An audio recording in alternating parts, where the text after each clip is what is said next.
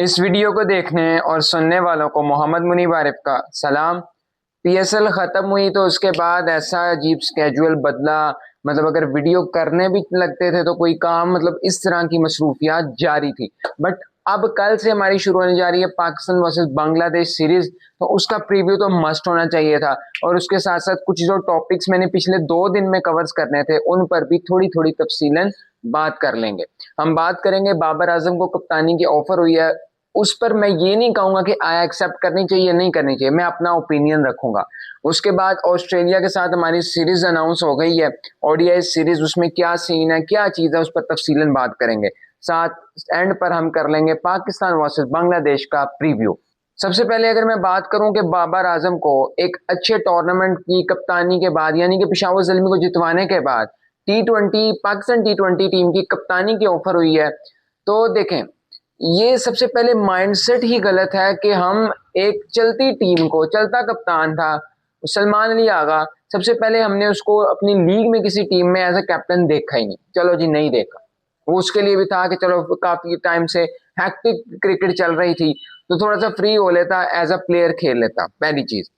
दूसरी चीज, यार मैं लास्ट जो वीडियो की उसमें मैंने यही कहा ना, शुक्र है शदाब खान टूर्नामेंट नहीं जीत गया, वरना वो कप्तान होता, क्योंकि हमें वो अफवाहें आ चुकी थी। बट उसके बाद अगर बाबर आजम ने एक टूर्नामेंट में अच्छी परफॉर्मेंस दे दी, एज अ कैप्टन अच्छा लीड कर दिया, तो क्या इसका मतलब ये है कि is he is ready to lead again the team of Pakistan? इसका मतलब ये है क्या हमने अपना सिलेक्शन क्राइटेरिया हमेशा ये पीएसएल ही रखना है? मेरा सवाल ये है। दूसरी चीज ये है कि यार देखें, league cricket is something different. हाँ, मैंने बाबर की परफॉर्मेंसेस को अप्रिशिएट किया, कप्तानी को भी हमने अप्रिशिएट किया, but league cricket is something different. League cricket ऐसे ही है कि उसमें आपको पार्ट टाइम बॉलर्स भी मिल जाते हैं, मतलब नो, वो फुल 11 नहीं होती।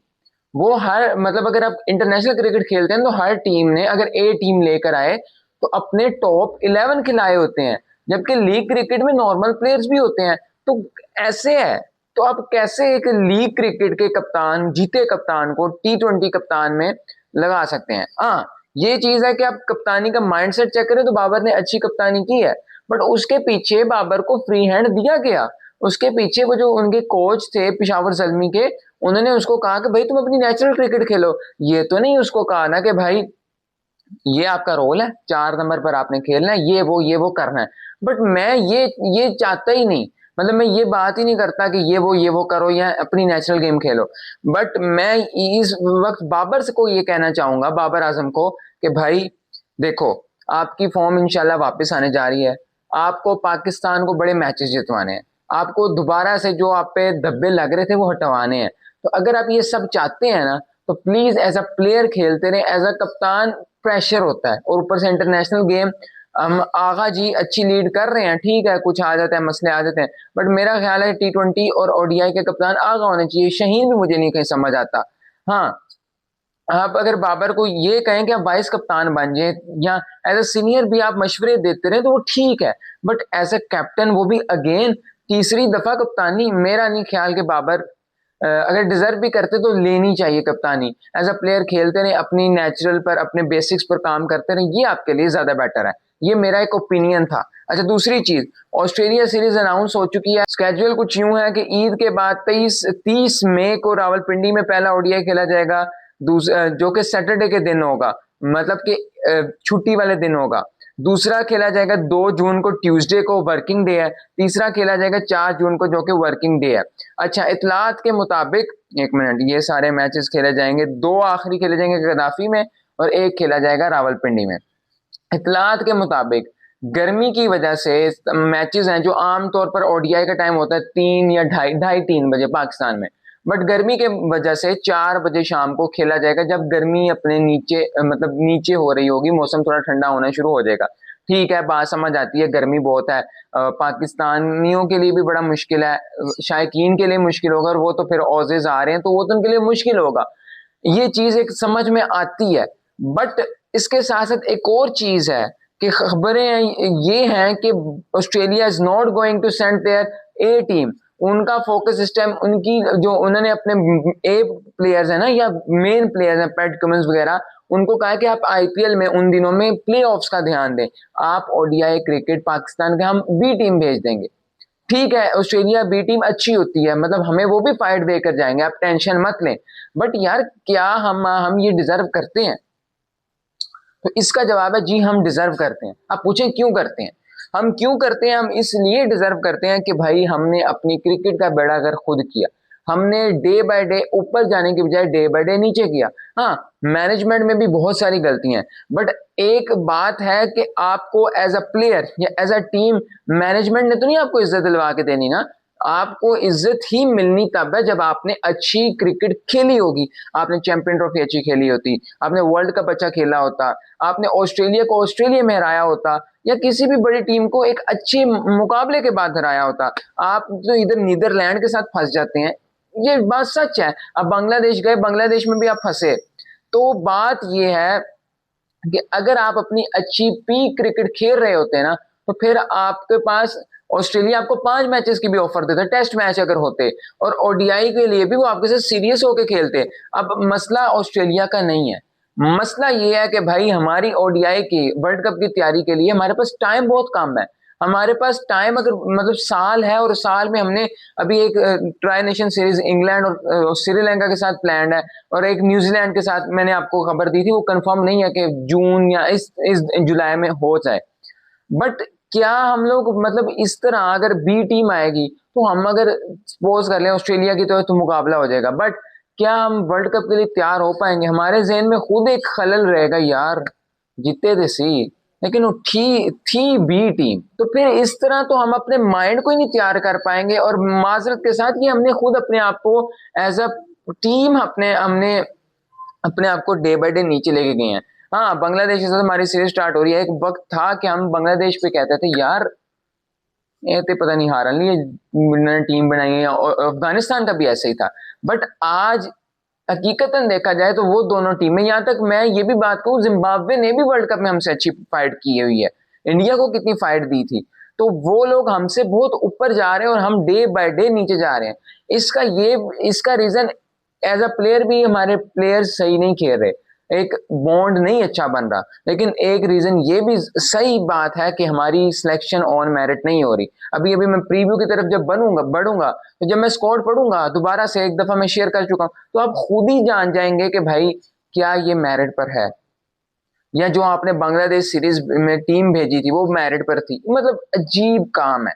अच्छा खैर, साथ साथ दूसरी, अगर इन्होंने शाम 4 बजे भी मैच कर दिया है, तो सवाल मेरा एक और है कि क्या ऑडियंस आएंगे? मेरा नहीं ख्याल आएंगे। अब कदाफी में हमने सुना था चैंपियन ट्रॉफी के बाद रूफ लगना है, आज तक चैंपियन ट्रॉफी को 1.5 साल होने वाला है, रूफ नहीं लगा। तो क्या अब मेरे से पूछें एज अ फैन अगर मैं जाऊं, मैं जाना तो चाहूंगा, बट यार गर्मी जून का मौसम, चाहे शाम 4 बजे है, वैसे ही उधर हब्बस सारे जब लोग बैठे होंगे, तो ऊपर से रूफ भी ना हो, अगर धूप में 4 शाम मुझे धूप होती है गर्मियों में, तो क्या मैं जाऊंगा? तो मेरा जवाब है मैं नहीं जाऊंगा। हाँ शायद इस अब जो मतलब अगर 7-8 बज जाए या 8-9 बज जाए, तो तब लोग आना शुरू हो जाए, वो एक मानने वाली चीज है। बट 4 बजे मैच शुरू हो और ग्राउंड भरा हो या कुछ लोग बैठे हो, तो ये मुमकिन बहुत कम ही है। बहुत शदाई होएगा कोई, या कोई घर से निकाला हुआ होगा तो वो आ सकता है, वैसे नहीं कोई आएगा। खैर अब बढ़ते हैं हम प्रीव्यू की तरफ। और प्रीव्यू में सबसे पहले तो ये पिच का था कि ग्रीन, आमतौर पर देखते हैं बांग्लादेश में स्पिनर्स की बहुत फ्रेंडली कंडीशंस बनती हैं, बट वो ना वर्ल्ड कप के लिए बहुत सीरियस हैं, यानी कि उनका भी वो क्वालिफाई भी नहीं हुए, but they are damn serious about the world cup. उन्होंने पिच ही उस तरह की बनाई है, बाउंसी, और पेसर्स को हेल्प करने की बनाएगी। अभी मैं ना एक जर्नलिस्ट है उनका सुन रहा था, वो कहते मैंने ना बांग्लादेश के जर्नलिस्ट को ना मजाक मजाक में कहा कि आपको मतलब हमारे पास तो ज्यादा अच्छे पेसर्स हैं, आपने फिर भी पेसर्स की विकेट बना दी। तो उसने कहा कि हमारे पास भी नहीद राना है। तो वो तो भाई अपने होमवर्क पे चल रहे हैं। अच्छा पाकिस्तान का मैं स्क्वाड बताऊं आपको, तो शान मसूद है, नुमान अली है, मोहम्मद रिजवान है, मोहम्मद अब्बास है, साजिद खान है, बाबर आजम है, इमामुल हक है, सलमान अली आगा है, साउद शकीर है, हसन अली है, खुरम शहजाद है, अमाद बट हैं, शहीन शाह अफरीदी हैं, गाजी गोरी हैं, अजान अवैस हैं, अब्दुल्ला फजल है।